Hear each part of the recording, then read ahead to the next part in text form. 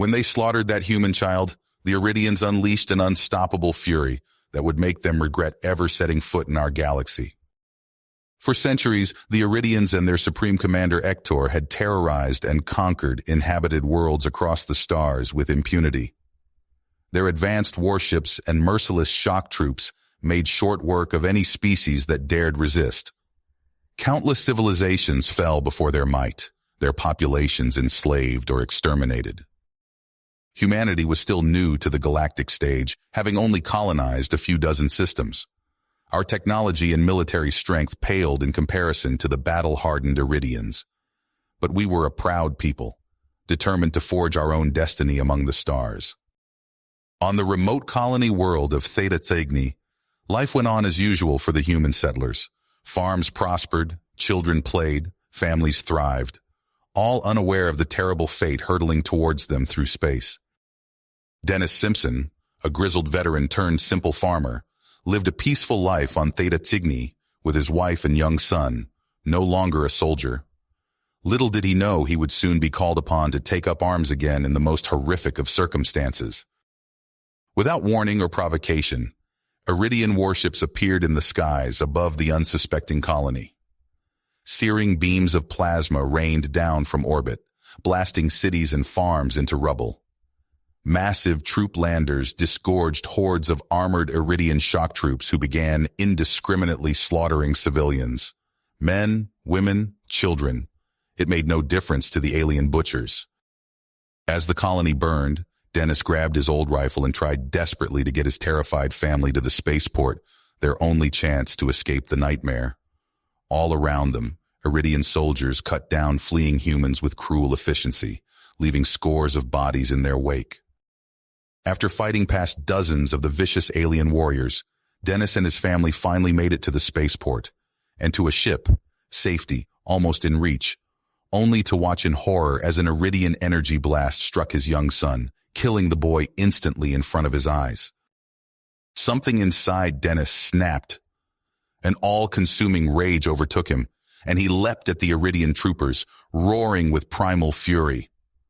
Rifle forgotten, he ripped into them with his bare hands, tearing them limb from limb, painting the spaceport red with their blood, lost in berserk madness even as their weapons burned him. Over 100 Iridian corpses later, Dennis was subdued, the aliens shocked that a single unarmed human could wreak such terrifying violence upon their elite soldiers. Hector himself oversaw the executions of the remaining colonists and the obliteration of the colony from orbit as a gruesome message to any others who would dare defy them. But this time, they had gone too far. Because unbeknownst to them, footage of the Iridian atrocities, the heartbreaking death of Dennis's son, and his sanity-shattering retribution had been broadcast back to Earth. The recordings ignited a firestorm of grief and wrathful vengeance across all humanity. Enraged crowds in every city on Earth and on every human colony world screamed for Iridian blood. Harsh-faced leaders vowed to make the aliens pay and ensure humanity's survival at any cost. The entire human race banded together, united by one purpose: to avenge the innocent dead of Theta Cygni and send an unmistakable message to the galaxy that human children were not to be harmed without consequence. The Iridians had sown the wind. Now they would reap the whirlwind. But whether humanity would ultimately survive this conflict against such a ruthless and technologically superior foe remained to be seen. Dennis woke to agony, his body racked with searing pain. He was strapped to a cold metal table, harsh lights glaring down on him. Iridian interrogators loomed over him, their reptilian eyes gleaming with cruel anticipation. "You fought well, human," one of them hissed. "Such ferocity, such strength.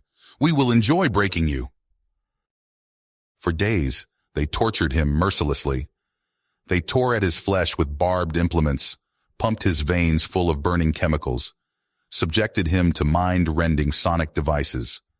They pushed his body to the limits of endurance, trying to shatter his will. But even as Dennis screamed, even as his body betrayed him and his mind frayed, he clung to one thought: vengeance. They had murdered his son, and he would make them pay. After each session, they dragged his ravaged body back to a filthy cell and tossed him inside. Other aliens huddled in the shadows, fellow prisoners from conquered worlds, all suffering under the Iridians' brutal yoke.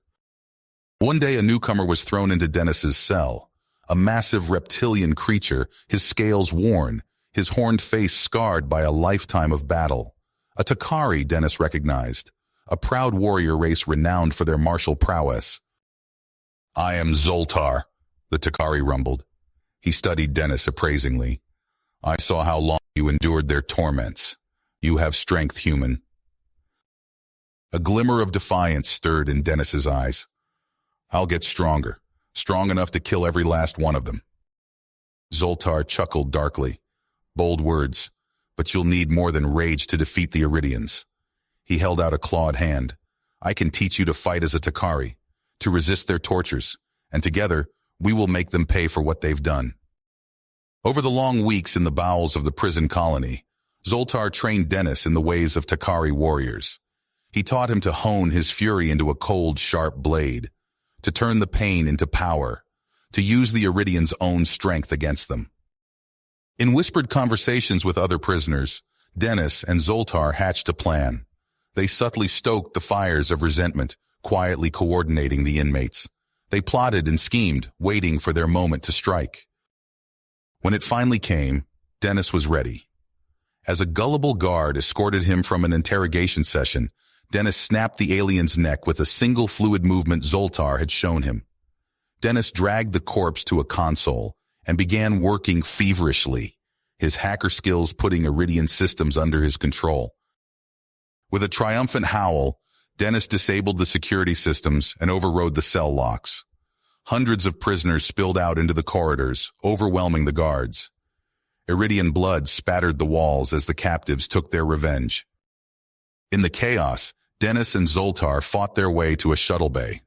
They blasted their way aboard a transport ship, other aliens desperately clambering in behind them. The stolen shuttle roared out of the prison hangar. As dozens of purloined Iridian ships scattered to the stars, Supreme Commander Ector watched the footage of the breakout. He seethed with rage, his fangs bared, as he watched Dennis gun down his soldiers. "Hunt them down!" Ector roared at his subordinates. "I want the human's head on a pike." Huddled in the shuttle's hold with Zoltar and the other escapees, Dennis caught his breath. They had done the impossible, struck a blow against the Iridian Empire, but he knew their trials were just the beginning. Suddenly a transmission crackled across the shuttle's comms, a human voice speaking of mobilization, of fleets massing, of humanity preparing for war against the Iridians. Hope kindled in Dennis's heart. Earth was rising against the aliens who had butchered his son, and with the intel he had gathered during his captivity, he might just be able to help them win. He turned to Zoltar, newfound purpose burning in his eyes. "Set a course for Earth. It's time I rejoined the fight." Dennis gripped the shuttle's controls. His fist clenched as they burst out of the Gorgon shipyard's hangar. Alarms blared all around them as Iridian fighters scrambled in pursuit. "Hold on!" Dennis shouted to his team. He slammed the throttle forward, pinning them all to their seats as the stolen shuttle rocketed away from the chaos erupting behind them. Zoltar leaned forward, his reptilian eyes fixed on the rear view screen. "Look," he rumbled. The massive shipyards were consumed by a chain of explosions, blooming like fiery flowers in the void of space. Iridian warships tumbled out of their berths, colliding with each other in a tangle of twisted metal. Dennis allowed himself a grim smile of satisfaction.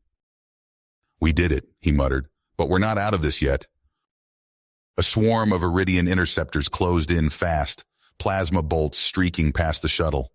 Dennis jinked and weaved, pushing the ship to its limits. "Zoltar, get on the guns!" Dennis barked. The Takari warrior complied, sliding into the gunner's seat and opening fire on their pursuers. As they neared the system's edge, Dennis punched in the coordinates for their jump to light speed. Come on," he muttered, willing the drive to charge faster. With a lurch, the stars stretched into lines and they vanished into hyperspace, leaving the devastated shipyards far behind. Back on Earth, news of the Gorgon shipyard's destruction spread like wildfire. In the halls of the United Earth government, Admirals and politicians gathered to watch the footage transmitted by Dennis's team. "My God," whispered Admiral Chen, her eyes wide. "They actually pulled it off." The room erupted in cheers and applause. For the first time since the war began, humanity had struck a real blow against the Iridian war machine. But the celebrations were short-lived. Reports began flooding in from the outer colonies. The Iridian invasion fleets, cut off from reinforcement, were pressing their attacks with desperate fury. In war rooms across human space, commanders scrambled to take advantage of this opportunity. Shipyards that had been churning out civilian transports were retooled almost overnight to produce warships. Armies were raised, trained, and equipped at a feverish pace. On a dozen worlds conquered by the Iridians, the news sparked hope in the hearts of the oppressed. Inspired by humanity's defiance, slaves and subject peoples rose up against their alien overlords. Cordic insurgents sabotaged Iridian supply lines. Grill rebels conducted hit-and-run raids on occupation forces. Even the cybernetically enhanced Varn, long thought broken to Iridian will, turned their augmented strength against their masters. Supreme Commander Ector, having barely survived the attack on his command center, seethed with rage as reports of uprisings flooded in. He barked orders to his subordinates, demanding that the revolts be crushed without mercy. But for every rebellion put down, two more sprang up in its place. The Iridian war machine, once thought unstoppable, began to sputter and strain under the weight of its own conquered territories. As Dennis's shuttle limped back to human space, he allowed himself to feel a glimmer of hope. The Iridians had sown cruelty and oppression across the stars. Now, at last, they were reaping the whirlwind. The real fight was just beginning. But thanks to Dennis and his team of unlikely allies, humanity and its new coalition of the oppressed finally had a fighting chance. The destruction of the Gorgon shipyard sent shockwaves through the galaxy. Humanity and its newfound allies seized the moment, launching a massive offensive to reclaim occupied worlds from Iridian control. Dennis Simpson stood on the bridge of the rebel flagship, studying tactical displays as reports flooded in from across the front. Strike teams were hitting Iridian supply lines and communication hubs with surgical precision, crippling their ability to coordinate defenses. "Sir, we're approaching Mordor," his XO reported. Dennis nodded grimly. The volcanic mining world was a key strategic target, its vast mineral wealth fueling the Iridian war machine.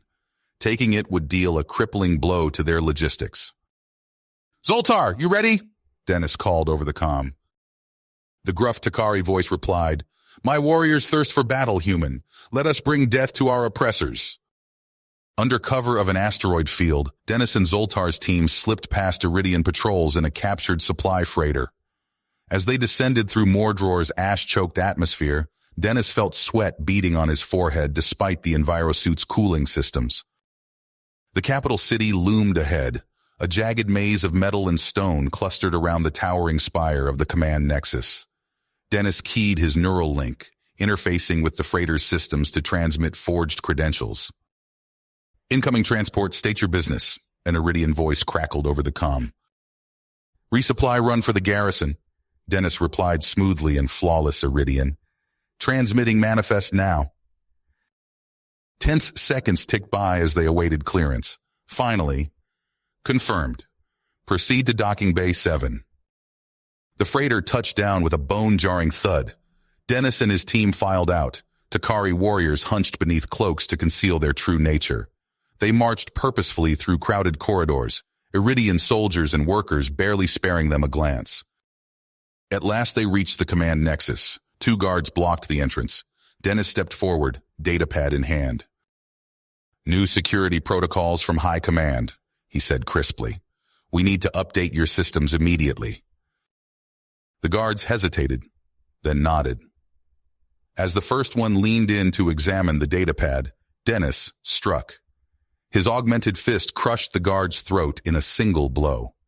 Beside him, Zoltar's claws flashed out, decapitating the second guard before he could cry out. Alarms blared as they stormed inside, the element of surprise lost. Dennis sprinted for the central computer core, fingers flying over alien consoles. He jacked in his neural link, flooding the system with the virus he'd prepared. Iridian reinforcements poured in, energy weapons blazing. The Takari met them head-on in a storm of blood and fury. Dennis worked feverishly, sweat stinging his eyes as he raced to complete the upload before they were overrun. "It's done," he shouted. "Fall back to the extraction point." They fought their way up blood-slicked stairs and corridors choked with corpses. An Iridian round grazed Dennis's arm, searing flesh. He gritted his teeth against the pain and kept moving. They burst onto the roof landing pad, just as their evac shuttle screamed in on pillars of fire. Dennis laid down covering fire as his team scrambled aboard. The last thing he saw before the hatch slammed shut was the Iridian pursuit craft rising to give chase. As they rocketed away from the burning city, Dennis allowed himself a grim smile. All across Mordor, the oppressed were rising up. The Iridians' iron grip on the planet was broken. One battle won, but the war to liberate the galaxy from Iridian tyranny had only just begun. The battle for the Denari shipbuilding clusters raged across the void of space. Dennis Simpson stood on the bridge of the rebel flagship, his eyes fixed on the tactical display as waves of Allied ships clashed with Iridian defenders. Energy beams lanced between vessels, punctuated by the silent flashes of antimatter detonations. "All units, push forward," Dennis barked into the comm. "We can't let them regroup." He turned to his alien comrades. "Zoltar, it's time. Let's hit that shipyard." The Takari warrior nodded grimly. "My blades thirst for Iridian blood, human." Their assault shuttle screamed out of the flagship's launch bay, weaving through the chaos of battle. Dennis gripped the controls, dodging debris and incoming fire. A Cordic gunner returned fire, his plasma cannons punching through an Iridian frigate's shields. They slammed into the shipyard's docking bay, the shuttle's hull screeching as it skidded to a halt. Dennis leapt out, pulse rifle at the ready. "Move! Move! Move!" His strike team fanned out, a motley crew of humans and aliens united against Iridian tyranny. They fought their way through twisting corridors, the air thick with ozone and the screams of the dying. An Iridian security team rounded the corner, energy weapons blazing. Dennis dove for cover, feeling the heat of near misses on his face. Zoltar roared, charging forward with inhuman speed. His monomolecular blades flashed, carving through Iridian armor with minimal resistance. They reached the central control dome, only to find it guarded by Ector's elite warriors in powered exoskeletons. The air filled with the whine of servos and the hiss of hydraulics as the Iridians advanced. "For Earth!" Dennis shouted, opening fire. His rounds pinged ineffectively off the armored suits. The close-quarters combat devolved into a brutal melee. Dennis saw Zoltar fall, overwhelmed by sheer numbers.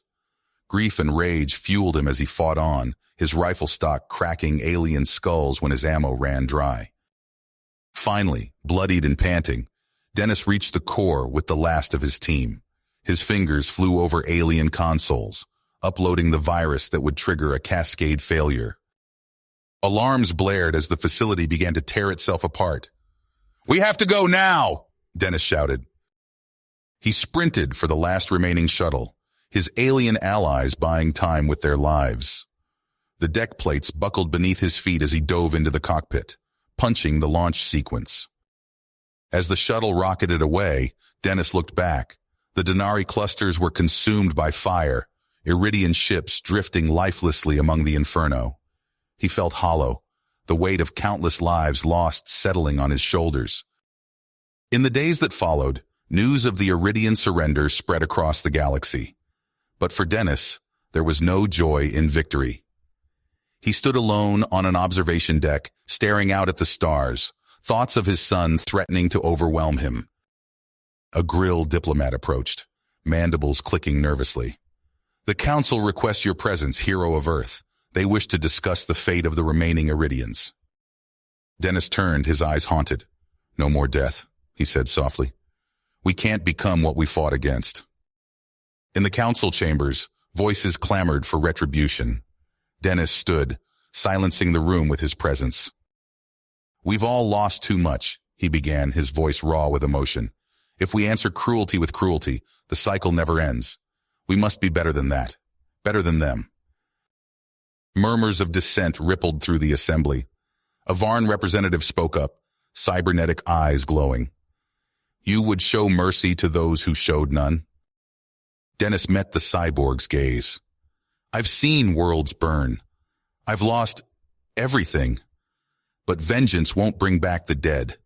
We have a chance to build something new, something better. We can't squander it. As the debate raged on, Dennis slipped away. He found a quiet spot, overlooking a garden world being terraformed to support refugees. Tears flowed freely as he remembered his son's laughter, now silenced forever. I'm sorry, he whispered to the stars. I'm so sorry I couldn't save you, but I'll make sure your death wasn't in vain. No more fathers will lose their sons to this madness. I swear it. Dennis took a deep breath, steeling himself for the long road ahead. The war was over, but the real work of healing the galaxy was just beginning. You have reached the end of the story. If you enjoyed this story and want to support us, please leave a like and subscribe to our channel, and for every comment that says 88, I will heart every single one of them. Thank you for your time.